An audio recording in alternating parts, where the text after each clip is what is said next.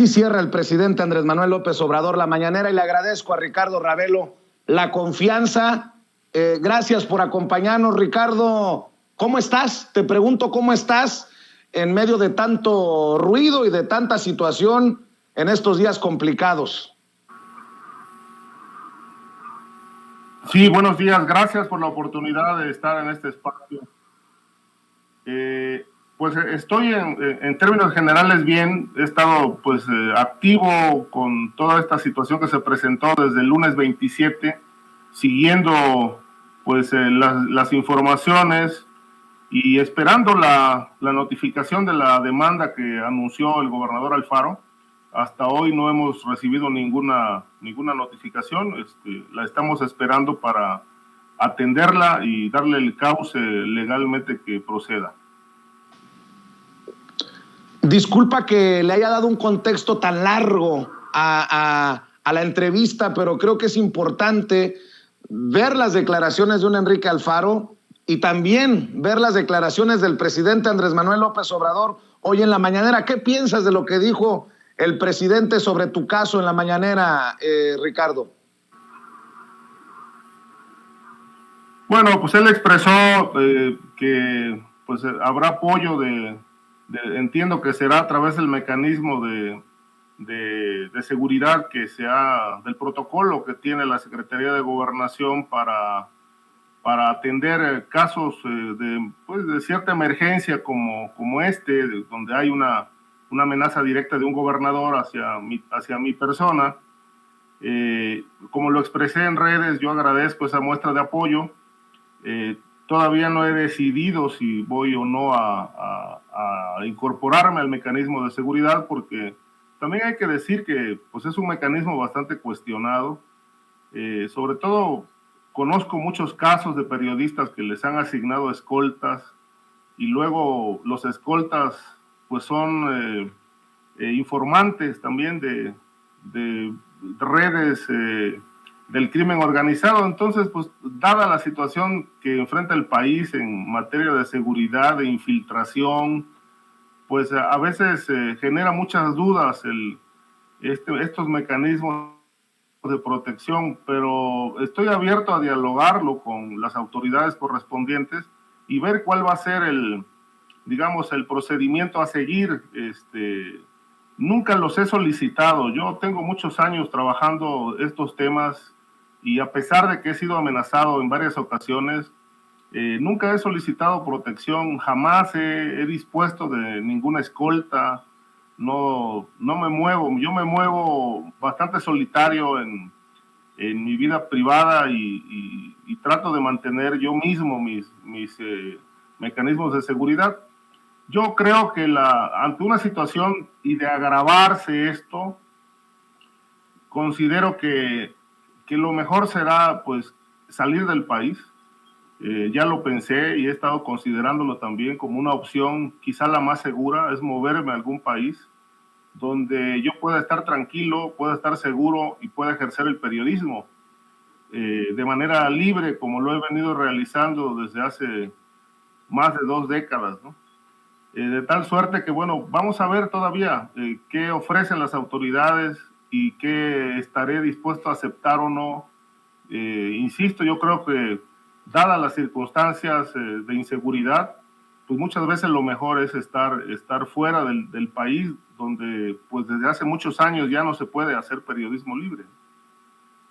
Ricardo, ¿es esta la situación más vulnerable en la que te has encontrado? Tienes años, tu servidor te sigue desde hace años con lo que escribes, lo que escribías, lo que has escrito. ¿Es esta amenaza velada, bueno, ni tan velada, pues, de Enrique Alfaro de ir contra ti por daño moral y luego con lo que cierra al reportero que lo cuestiona de bajo tu propio riesgo? El tono, las palabras que eligió Enrique Alfaro son amenazantes, son de confrontación. ¿Es esta la más importante amenaza que has recibido o es la situación en la que te has sentido más vulnerable en tu carrera? No, mira, es la primera vez que recibo una amenaza de un gobernador. Fuera de este acaso, hace 11 años fui amenazado por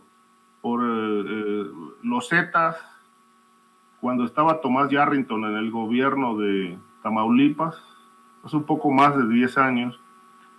Luego fui amenazado por policías vinculados al crimen que operaban en la comarca lagunera, donde yo hice muchos trabajos de esta índole criminal política. También fui amenazado. He vivido situaciones muy, muy difíciles, sobre todo porque nunca he tenido protección y siempre he considerado, hasta que las circunstancias obviamente determinan otra cosa, pero siempre he considerado que la mejor protección para un periodista es no tenerla. Y así me moví durante toda mi etapa de reportero en la revista Proceso, que es el único medio para el que yo he trabajado aquí en la Ciudad de México desde mediados de los años 90, que me incorporé a la fuente de justicia con este tema del narcotráfico. Y jamás molesté a mis jefes inmediatos para pedirles seguridad ni protección. Consideré que, bueno, eran parte del oficio, ¿no? Pero conforme han pasado los años, pues he visto cómo la inseguridad ha evolucionado sorprendentemente, y que hoy puedo afirmar, porque la misma experiencia que tengo me lo autoriza, que ya no existen en muchos casos fronteras entre lo que es el poder político y el poder criminal.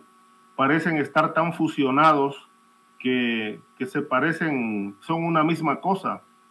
He recibido muchas amenazas, podría contar muchísimas cosas.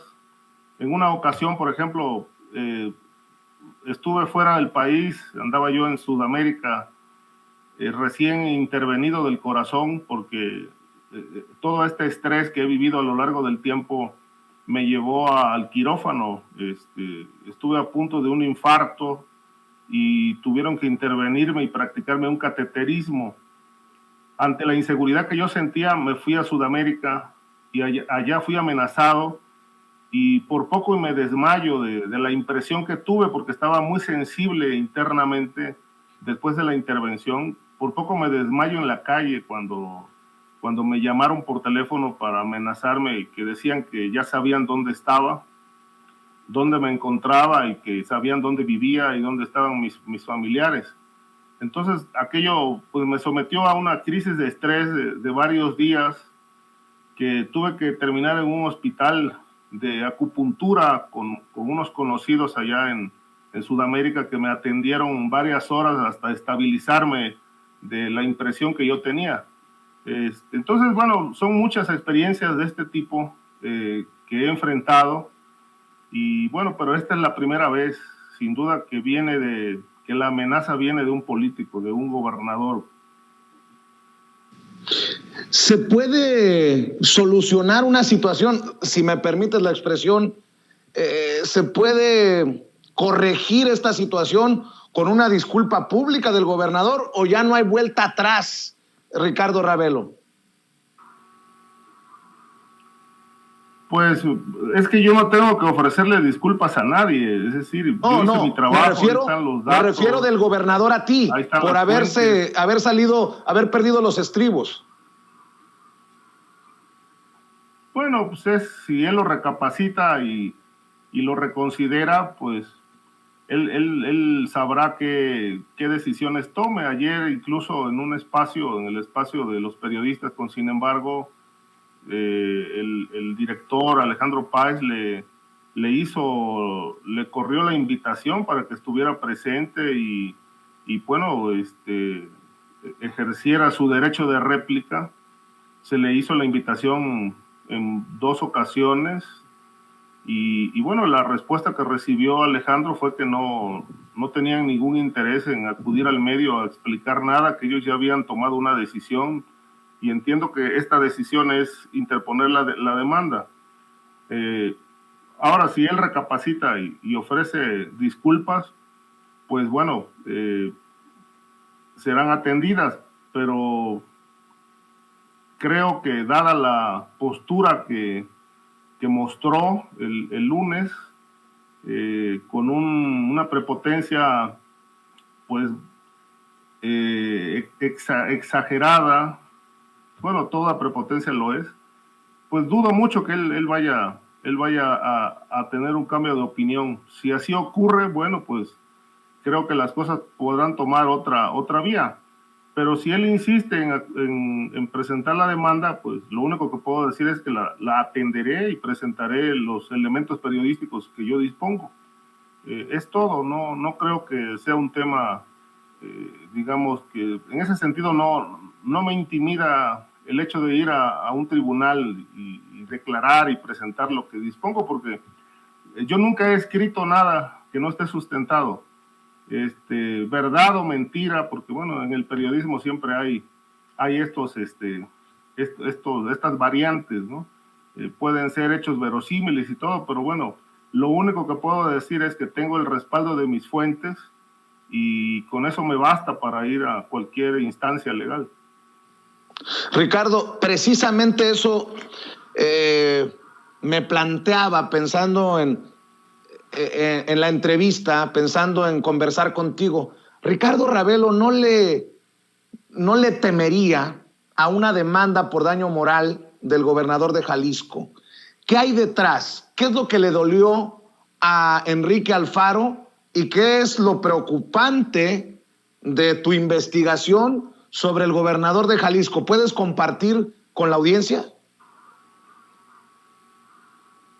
Sí, mira, hay la reacción de Alfaro es característica de los personajes del poder que se sienten exhibidos o reaccionan de una manera virulenta cuando las publicaciones tocan fibras muy sensibles. Esto mismo que vimos el lunes en su conferencia en Jalisco, lo viví cuando publiqué un reportaje sobre cómo el gobierno de Yarrington se había convertido en una empresa criminal. Es algo muy parecido. Y su reacción fue así también, violenta. Mandó una carta a la revista Proceso desmintiendo el reportaje o intentando desmentirlo. Una carta enorme que en realidad yo recuerdo que eran como más o menos como 15 cuartillas que exigía, con base en la ley de imprenta, que se publicara en el mismo espacio donde se publicó el reportaje. Era algo pues que no cabía, pues había poco espacio para incorporar la carta y él no estaba de acuerdo en que se hiciera una reducción, se editara. Quería que se publicara íntegra tal cual. Finalmente, bueno, pues se negoció la publicación de la carta, pero obviamente no con esa extensión. Pero su reacción anterior fue muy violenta, muy parecida a la de Alfaro. Y lo que publicamos en aquel momento con Tomás Yarrington fue cómo el procurador que tenía en ese tiempo, el señor Cayuela, era el recolector de dinero de todas las redes del narcotráfico en Tamaulipas que servían para financiar un proyecto político rumbo a la presidencia de la República. Y un testigo que yo entrevisté en la cárcel, que era el chofer del procurador, él fue el que declaró detalles de cómo iban a toda la frontera chica, Miguel Alemán, Camargo, y dice, y subíamos maletas de dinero que pagaba el crimen porque les permitieran operar libremente, pero era parte de un acuerdo porque necesitaban recolectar dinero para este proyecto político de Tomás Yarrington. Puedo decir además que este testigo, yo regresé a México después de entrevistarlo en prisión y cuando se publicó el reportaje, a los 3 días fue asesinado adentro de la cárcel. Es decir, se desató un grave problema interno, como una especie de motín, y este personaje fue apuñalado dentro de la prisión y fue asesinado y dijeron que había sido como producto de una riña. cuando en realidad era el principal testigo que declaraba todos estos vínculos de Yarrington con el crimen. Lo mismo está pasando ahora.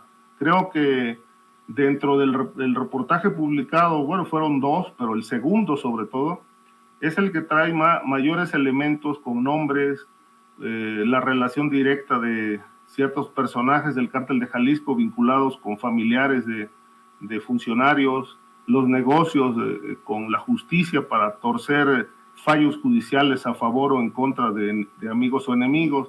Yo creo que toda esta red exhibe bastante de cómo está operando el gobierno de Alfaro por dentro. Y creo que ahí puede estar la causa de su reacción violenta, y obviamente esto explica también el anuncio y de la demanda que dice que va a interponer en mi contra.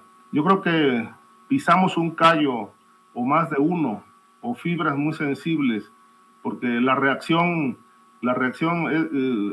tiene distintas lecturas en ese sentido, y creo que bueno, pues se exhiben estos vínculos, y bueno, el gobernador pues no podía quedarse callado, tenía que responder de alguna manera, y lo hizo a su más puro estilo.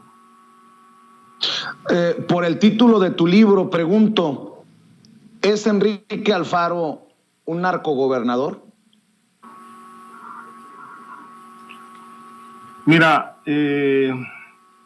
mientras no haya una investigación abierta, que exhiba con mucha más precisión y claridad la vinculación que pueda tener él, me parece que todavía no podríamos decir que sea un narcogobernador. Existen todos los indicios que apuntan hacia ello, pero mientras no exista una investigación y un juicio en su contra, ya en México, en Estados Unidos, que por ejemplo lleve el caso a niveles como los que llegó el de Daniel Cabeza de Vaca, que por cierto sigue teniendo un expediente abierto en Estados Unidos, pues no podemos hablar de un narcogobernador. Por ahora, hasta donde se ha podido inferir, con base en los elementos periodísticos que se han dispuesto y lo que se ha hecho público, es que es un gobierno que está infiltrado, bastante infiltrado, en todos los niveles, a nivel de las policías, a nivel de del Poder Judicial, a nivel de funcionarios cercanos.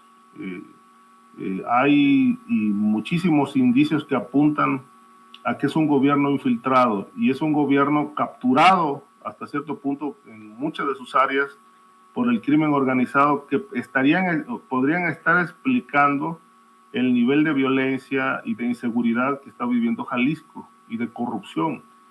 Por ejemplo, el caso de los negocios con jueces y magistrados es algo verdaderamente preocupante, porque según los informes que yo consulté, el cuñado del gobernador es el que opera todos estos negocios, a grado tal que tiene representantes o personas que trabajan para él en cada juzgado, donde lo están informando permanentemente de qué asuntos están llegando, para después proceder a realizar negociaciones que vayan en un sentido o en otro, dependiendo las cantidades de dinero que negocien. Entonces, bueno, esto da cuenta de un gobierno que está convirtiendo en algo parecido a lo de que en su momento encabezó Yarrington en Tamaulipas, donde operaba de la misma manera. Toda la justicia era un negocio, además de la protección al crimen organizado. Ahora, mientras no tengamos una investigación formal de alguna autoridad, en este caso la Fiscalía, que pues empiece a investigar toda esta red de vínculos, pues bueno, creo que no podríamos decir de manera tan categórica que Alfaro sea un narcogobernador. Insisto, hay todo todos los indicios que apuntan a ello, pero mientras no haya un expediente sólido, abierto, pues es difícil realmente hacer esas afirmaciones. Dices, Ricardo Ravelo, que hay un gobierno infiltrado por el crimen organizado. ¿Es Enrique Alfaro el titiritero, la mano que mece la cuna? ¿Está relacionado directamente Enrique Alfaro con el crimen organizado? Mira, los informes que yo revisé para estos artículos que publicados dan cuenta de que todo empieza y todo termina en la oficina del gobernador. Es decir, las decisiones se toman ahí y obviamente las toma él, pero a través de terceras personas. Y ahí, bueno, aparecen nombres de presuntos representantes que están haciendo toda esta tarea. Y obviamente, bueno, todo apunta a que el asunto llega a los más altos niveles. Ahora, ¿por dónde se puede reventar esta cuerda? Pues siempre por lo más delgado, ¿no? Pero yo platicando en una ocasión con el difunto José Luis Santiago Vasconcelos, que en paz descanse, él empezó la investigación de Tomás Yarrington y me decía, cuando se va a investigar a un gobernador, se empieza de abajo hacia arriba, se empieza por los niveles más bajos y la misma información nos va llevando hasta la cabeza. Obviamente, ¿no? Se deduce que si todo lo de abajo está podrido y está mal, pues el problema central empieza desde arriba. Yo no descarto que pueda haber estos vínculos amplios, abiertos, pero insisto, mientras no se investiguen, pues se van a quedar en denuncias periodísticas. Se queda a un nivel muy elemental, muy bajo, y no escalan hacia una investigación de alto alcance. Entonces, si se queda en denuncia periodística, vamos a seguir teniendo reacciones como las que vimos el lunes. Lanzar una amenaza al periodista, armar un escándalo y al rato se acabó el tema y el asunto continúa. Y así, porque aquí lo que está faltando es una voluntad política superior que realmente pues quiera entrarle a la investigación de un tema verdaderamente grave, porque yo recuerdo que el presidente ha insistido mucho en que su gobierno no declara la guerra al crimen porque están atacando las causas. Pero yo preguntaría, ¿y la narcopolítica, los vínculos de políticos con crimen organizado, no son causa de la descomposición del país? ¿No son una causa grave de la violencia que vive el país? A mí me parece que sí, es una causa y es la causa central del problema de este país, pero precisamente esa causa es la que no se combate. Por eso he insistido en que en México no se realizan estas investigaciones.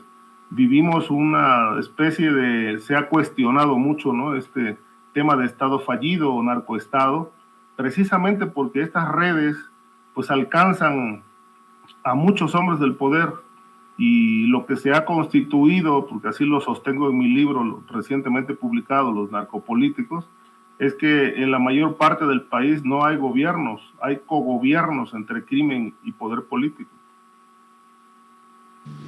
Ricardo, dices que hace falta voluntad política superior para investigar estos casos de narcopolíticos, como tu libro.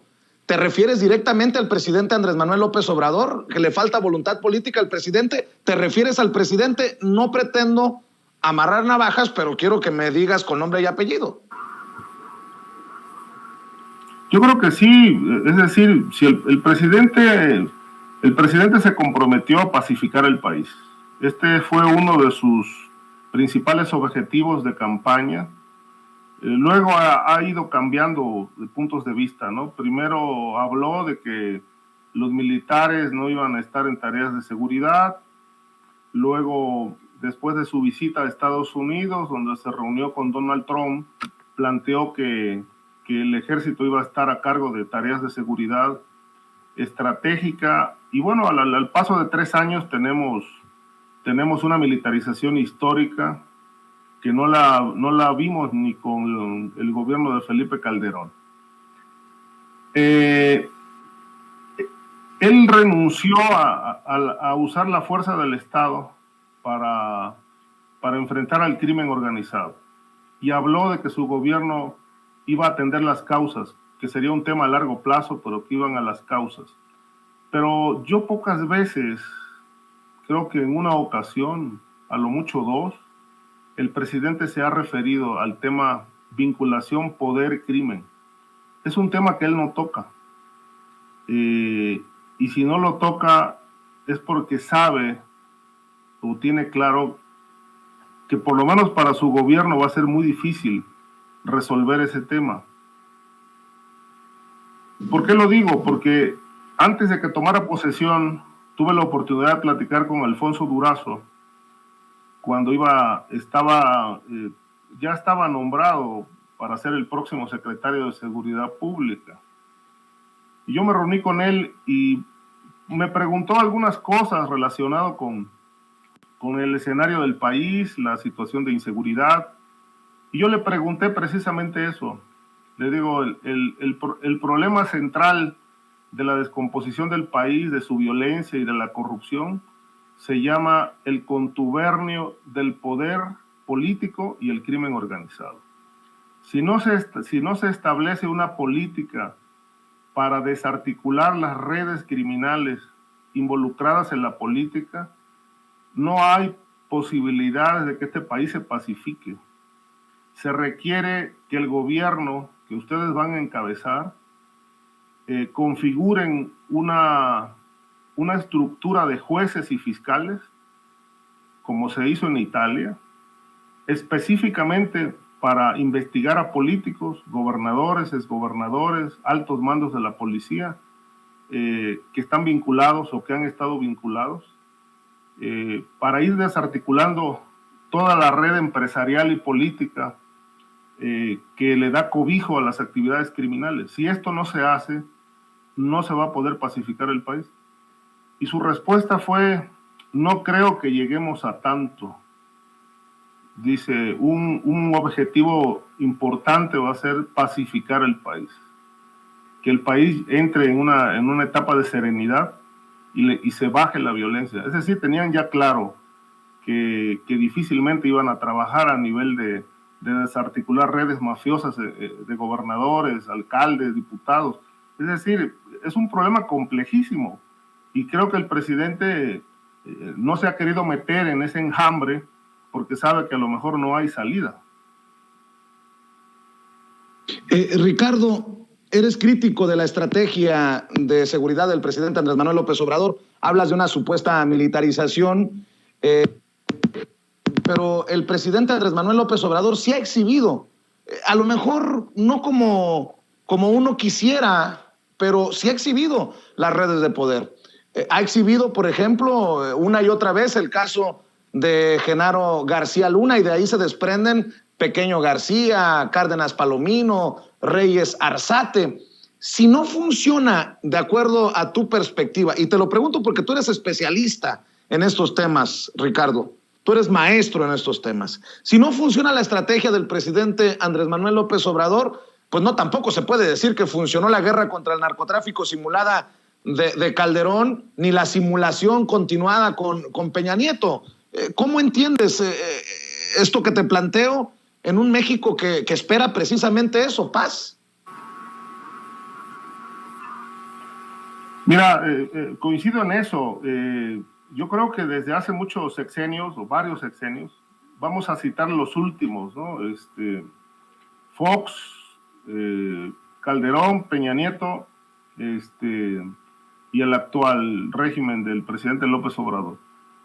Yo creo que las estrategias anteriores, basadas en la coerción, el uso de la fuerza, los operativos, la militarización, las acciones, digamos, de decomisos de droga, captura de cabezas de cárteles, ya resultó a la vuelta de más de 20 años que no funcionaron, ¿no? Ya quedaron claro que no funcionaron. Ahora se está intentando algo distinto, digamos, quizá muy en contra de la política que ha seguido Estados Unidos, porque en Estados Unidos siempre se ha buscado la guerra, es decir, porque la guerra contra el narcotráfico también ha significado un gran negocio, ¿no? Lo fue con Felipe Calderón, la compra de armas, todo esto convenía a Estados Unidos, que México estuviera en guerra, y tan son proclives a la guerra que hubo por ahí presiones de Donald Trump hacia el gobierno de México para que los cárteles fueran declarados grupos de terroristas. Esto para abrir la puerta a una intervención internacional, lo cual no se permitió en México, no se hizo tal declaración. Pero lo que hemos venido observando de los últimos 20 años, 22 años, pues son estrategias fallidas, estrategias que han dejado de lado este tema central. Han caído algunos gobernadores, todavía falta ver si va a haber sentencias firmes en su contra. Ahí está el caso de Duarte, Javier Duarte de Veracruz, está el caso de los dos exgobernadores de Tamaulipas, está el caso de el exgobernador de Nayarit, Roberto Sandoval, por citar a solo algunos, ¿no? de los que han investigado. Pero siguen las redes, es decir, llegan nuevos gobernadores y como si se tratara de una regla del sistema, de pronto aparecen vinculados a ciertos grupos criminales. Yo lo que planteo a veces en estas críticas es, es por regla de sistema que hay que vincularse a un grupo, es cobijar un negocio que se debe mantener a toda costa, porque cada nuevo gobernador no pasan ni 2, 3 años cuando ya están envueltos en escándalos por presuntos vínculos. Y esto da pauta a considerar que, bueno, pues que la clase política en general, sin importar partidos, pues llega amarrada con estos intereses, financiada desde el crimen, y que luego cuando llegan al poder tienen que pagar con impunidad, tienen que pagar con dejarlos actuar libremente. Y de esta manera el crimen organizado se ha ido adueñando cada vez más del territorio. Hoy es muy difícil ya la convivencia en el país. Hay inseguridad. Yo considero que no hay un solo rincón de México libre de tensión y de estas redes, ¿no? Entonces, creo que la estrategia ha sido fallida hasta ahora porque no ha apuntado al punto, al tema central, ¿no? Que realmente el corazón del crimen organizado está en la estructura de poder, que no se trata de una lucha de buenos y malos en la calle. Se trata de que, bueno, estas confrontaciones y estas violencia que vive el territorio es producto de las complicidades tejidas arriba, en la cúpula, y ahí no se toca, no se investiga. Es decir, creo que el problema es mucho más grave que ir a capturar capos o realizar operativos o tener una presencia múltiple en Zacatecas con la Guardia Nacional o en otros estados. Si no hay actuación, si no se trabaja en una estrategia integral donde haya también fuerza del Estado, aplicación de la ley, el tema de la atención social, un tema de educación que también se tiene que trabajar mucho, pues es una estrategia que debe ser integral y pensada a los próximos 30 años. Yo no veo que ninguna estrategia vaya a funcionar si nada más es sexenal. Y aquí implican varias reformas, ¿no? Implican que, bueno, las autoridades responsables de este tema de la seguridad pública, pues no sean sexenales, sea como pasa en Estados Unidos, ¿no? Que los proyectos de seguridad pública y de investigación contra redes del crimen organizado tienen que estar fuera del periodo sexenal. Es decir, la autoridad tiene que hacer su parte de manera independiente de si llega o no llega un presidente. Es trabajar a muy largo plazo en más de un renglón para ir cambiando poco a poco una situación que hoy está fuera de control. Yo te pido, por favor, que me dejes abusar un poco de tu generosidad y plantearte un par de cosas más antes de que te vayas, Ricardo. Yo sí agradezco tu generosidad y tu confianza para sin censura, pero es que te tengo que decir las cosas como son. El tener una visión diferente de la estrategia de seguridad es una cosa, pero tú has hecho declaraciones muy fuertes. ¿Por qué puedes, o cómo es que sostienes que Andrés Manuel López Obrador no combate a los cárteles de la droga? O sea, no tener la estrategia que uno piensa es la correcta es una cosa, pero decir que Andrés Manuel López Obrador no combate a los cárteles de la droga es otra. Y más aún, he leído de ti, en resumen, no hay autoridad ante el crimen. Esa declaración es fuerte. A ver, Ricardo Ravelo, ¿cómo que no hay autoridad ante el crimen? Me estás planteando una estrategia de seguridad que no funciona, pero tú has escrito estas palabras y no exagero. Tú las escribiste, son de tu autoría, Ricardo Ravelo. Mira, obviamente, cuando vemos situaciones como lo que está sufriendo Zacatecas o Michoacán con los municipios que están ardiendo en violencia, o Tamaulipas, pues el escenario es más que claro. La gran pregunta, ¿dónde está la autoridad? Si esto sigue ocurriendo, pues quiere decir que algo no se está haciendo bien. Yo creo que el presidente está haciendo su parte con lo que él ha decidido que puede ser eficaz contra el crimen organizado. Hasta hoy llevamos 3 años aplicando la misma medicina para un mal verdaderamente complejo, y aun cuando la estadística oficial pueda decir que bajaron algunos delitos, que otros no tanto, etcétera, lo cierto es que si la violencia prevalece, entonces algo no se está haciendo bien. Yo creo que un problema que se observa en muchos territorios es que no se aplica la ley. Y he dicho también que ahí donde no se aplica la ley, ahí se construyen los asideros del crimen. Y están muy focalizados los territorios, ¿no? Donde hay vacío legal, o presunta complicidad ante autoridades y policías. Yo creo que el presidente en algún momento, pues quizá tendrá que corregir o ampliar la estrategia o incorporar algunos otros elementos. Pero, por ejemplo, el tema de la atención social, que me parece uno de los grandes aciertos, los programas sociales, que ya son constitucionales.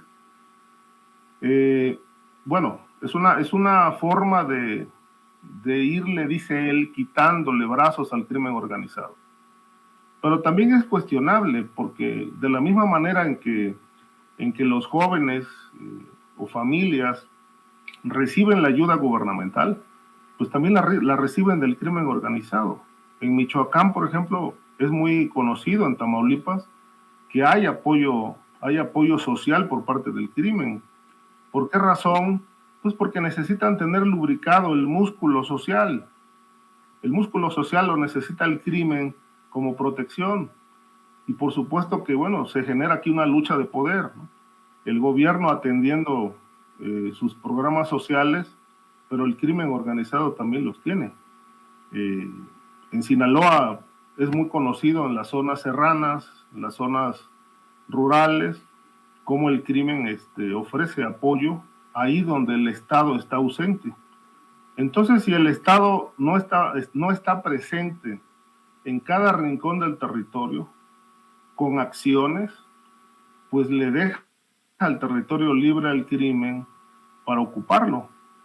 Entonces, creo yo que en algún momento tendrán que corregirse algunas cosas de la estrategia, porque bueno, llevamos 3 años y yo creo, digamos, sin ser incisivo en esto, que bueno, los datos, no lo digo yo, los hechos, nos dicen que algo está faltando, que algo no se está haciendo bien todavía. Eso lo tendrá que evaluar seguramente el gobierno próximamente para hacer los ajustes pertinentes y reconocer si se han equivocado o no lo están haciendo bien, pues reconocer y replantear la estrategia. Yo creo que esto sería lo más inteligente, ¿no? Pero, Ricardo, ¿son 3 años suficientes para decir que una estrategia funciona o no funciona cuando tú mismo estás admitiendo que venimos arrastrando por más de 20 años este problema? ¿Y cómo les duele a los panistas y a los priistas cuando hablamos del pasado? Pero lo que hoy estamos viviendo en México no es porque tronamos los dedos y apareció en el 2018. Tenemos que aceptarlo, un arrastrar esta situación por mucho tiempo. ¿Será que nos hace falta también paciencia para ver si funciona? Y duele mucho hablar de paciencia cuando están muriendo hermanos y hermanas en medio de esta inseguridad, de esta violencia. Pero ¿nos faltará paciencia para ver que funcione o no esta estrategia? ¿O a 3 años ya es decir, no está funcionando? No, mira, 3 años es nada, o sea, no son suficientes para poder resolver un problema que en efecto no viene de ahora, es una herencia negra del pasado que se fue complicando y se fue descomponiendo, y obviamente, bueno, si en 30 años que ha tenido esto de evolución hasta el nivel de crisis que está ahorita, no se hizo absolutamente nada positivo para evitarlo. Bueno, 3 años pues realmente no significan nada. Un sexenio es nada. Yo estoy considerando, y bueno, en esto no coinciden otros colegas periodistas, de que si se sientan las bases de una política antimafia integral, de que tenga continuidad, este país podrá empezar a observar algunas mejorías en los próximos 25 años. Porque es un tema que no nada más es ir a detener criminales y desarticular bandas, es curar al sistema político, vacunarlo. Y esto obviamente quizá no se logre con esta generación. Es un tema que se tiene que trabajar desde las bases de la educación para ir construyendo una nueva mentalidad que permita realmente gobiernos más sanos. Yo no digo que gobiernos impolutos, ¿no? Porque no existen. Todos los gobiernos tienen niveles de corrupción, algunos escandalosos, otros tolerables en el mundo. Pero si una voluntad superior se plantea realmente establecer bases amplias a largo plazo para darle la vuelta al problema, se puede, pero evidentemente 3 años no son suficientes, ni el sexenio de López Obrador será suficiente para ello. Quizás se sienten algunas bases y eso es positivo, pero si esto no va a tener una continuidad, pues bueno, el siguiente presidente va a llegar con otras ideas y se vuelve a cambiar la estrategia nuevamente, porque ha estado sujetas a esos vaivenes, ¿no? Cada sexenio, cada presidente trae su propio librito, pero no se ha trabajado en algo integral que pueda aplicarse a largo plazo, insisto, no solamente con operativos ni con trabajo de atención social. Eso está bien, pero falta algo más integral y creo que es el cambio de mentalidad que se tiene que trabajar desde la educación, y creo que yo considero que en la educación está la parte medular de un cambio. Hay que frenar el tema de las drogas, de la drogadicción, que es muy grave también en el país. Y esto es educación. Es un cambio realmente, es un cambio de fondo. Esto sería, desde mi punto de vista, una cuarta transformación. Ir al combate criminal, pero al corazón, que es la estructura de poder. Y obviamente la educación como la piedra angular que puede sentar las bases de un cambio de mentalidad. Y creo que, bueno, en este momento no vemos resultados, no los deseados. Paciencia, decías. Yo creo que la debemos tener porque además no hay de otra. Es decir, pero también necesitamos ver acciones que nos puedan ir robusteciendo esa paciencia. Porque si no vemos resultados, me parece que también la paciencia pues se va debilitando. Pues cerremos con esto, Ricardo. Tu libro, Los narcopolíticos, ¿por qué no ayudamos desde nuestra trinchera? ¿Quiénes son los narcopolíticos, Ricardo Ravelo? Porque cuando leía sobre tu libro, pensaba en los señalamientos para Silvano Aureoles, el exgobernador de Michoacán, de haber tenido vínculos con el crimen organizado. Él mismo decía que el nuevo gobierno era un narcogobierno, que había habido narcoelecciones. Pensaba en Cabeza de Vaca, en Francisco Cabeza de Vaca, señalado por vínculos, presuntos vínculos con el crimen organizado. ¿Quién carambas? ¿Quiénes son estos narcopolíticos, Ricardo Ravelo? Porque la gente ya está avispada, ya abrió los ojos y bueno, si hay narcopolíticos, quieren nombres y apellidos y qué fuerte lo que te digo, pero baso mi señalamiento, mi planteamiento a lo que hemos estado reportando ya por algún tiempo.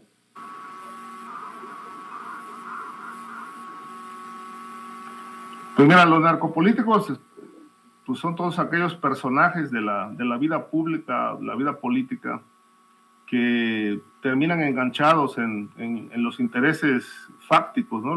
Las fuerzas fácticas de este país. Ya no podemos hablar solamente de narcotráfico porque ya no es la única actividad criminal.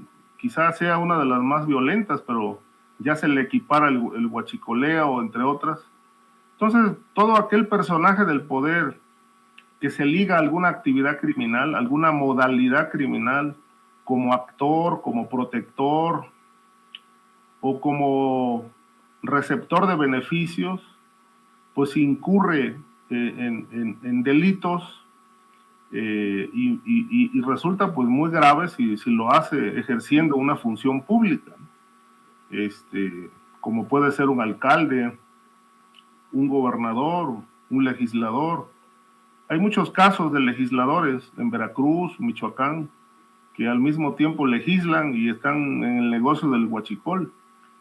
Hay muchísimos alcaldes en Veracruz, en Guerrero, que son citados en expedientes que yo dispongo, de formar parte de cárteles como los Ardillos, los Guerreros Unidos, de cuyos miembros han surgido candidatos a diputados y hasta presidentes de legislaturas en las entidades federativas. Ahí están las redes del narco y del poder. Esto da pie a este término narcopolítica, ¿no? Personajes de la mafia ligados al poder o personajes del poder que al mismo tiempo representan intereses mafiosos. Esto realmente ha ido escalando mucho a lo largo de los años. Antes se hablaba de que el poder criminal corrompía al poder político para mantener a salvo sus intereses. Pero hoy vemos que el crimen organizado ya es gobierno en muchos municipios. Son más de 2.200 municipios en el país. Yo recuerdo un dato que ya era escandaloso en el 2010. El área de estudios municipales del Senado de la República llevó a cabo un diagnóstico de de cómo estaba el comportamiento criminal en los municipios. Y bueno, la conclusión fue que en aquel momento el 60% de los municipios estaban gobernados por autoridades ligadas directa o indirectamente a alguna modalidad del crimen organizado. Fue tan preocupante aquel diagnóstico que incluso el presidente Felipe Calderón solicitó un estudio a una universidad italiana para analizar la posibilidad de desaparecer la figura del municipio libre en México, porque era, según se dijo entonces, era el primer eslabón de la escala del poder que ya estaba totalmente infiltrada por el crimen. Y estamos hablando de hace 12 años. Es decir, este problema ha ido evolucionando, de tal manera que, bueno, pues los narcopolíticos ahí están. Algunos gobiernan, otros ya gobernaron, algunos están presos, otros ni siquiera investigados. Ricardo, ¿en dónde encuentran el libro? ¿Cómo encuentran lo que escribes? ¿En dónde te puede buscar la gente? Mira, el libro ya está circulando hace un mes en las principales librerías del país. También está la opción electrónica. Esto ya dependerá de la preferencia de cada lector. Y me pueden encontrar en @rravelo27, ese es mi Twitter. Y en la página de Sin Embargo, cada semana, los viernes, publico una columna sobre temas de inseguridad, narcotráfico y crimen organizado. Yo sé que tienes muchos amigos, muchos colegas, mucho respaldo. Por cierto, le mando un saludo a Álvaro Delgado y Alejandro Páez Varela. Pero también quiero que sepas que hay un espacio humilde en redes sociales, en medios digitales como Sin Censura, que también siempre está dispuesto a escuchar todas las voces, Ricardo Ravelo, y pues no sé si te quieras despedir con algún mensaje, algún comentario. ¿Con qué te despides? Tal vez incluso una invitación, no sé. Creo que esto de Enrique Alfaro nos deja a todos literal con el Jesús en la boca, porque puede sentar un feo precedente si se le solapa a este personaje las amenazas en tu contra. ¿Con qué cierras, Ricardo? Bueno, simplemente que agradecer, sobre todo agradecer las muestras de apoyos de amigos, seguidores, colegas, medios, espacios como este, Sin Censura, que han abierto las puertas para dar mi punto de vista sobre esta situación, que se han mostrado solidarios, porque bueno, pues como se ha comentado ya muchas veces en distintos espacios, no es la primera vez que un político amenaza a un periodista. En el caso de Alfaro ya son varios los que han enfrentado la virulencia del gobernador, y solamente pues agradecer las muestras de apoyo, porque creo que si no estamos unidos en situaciones como estas, pues realmente las cosas se pueden complicar todavía más, ¿no? Es lo que puedo decir, mi más amplio agradecimiento a todos mis colegas, a todos los medios, redes, toda la gente que se ha expresado apoyando esta situación, este momento difícil que estoy enfrentando, que yo espero que bueno, se va a resolver, se va a acomodar.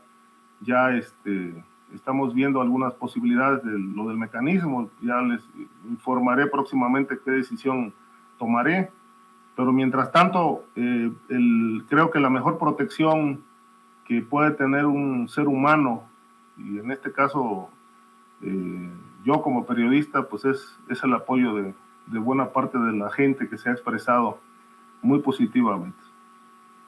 Te agradezco por la confianza y por tu generosidad, por esta larga charla para Sin Censura, Ricardo Ravelo. Estamos solidarios, estamos al pendiente. Un abrazo. Un abrazo y muchas gracias.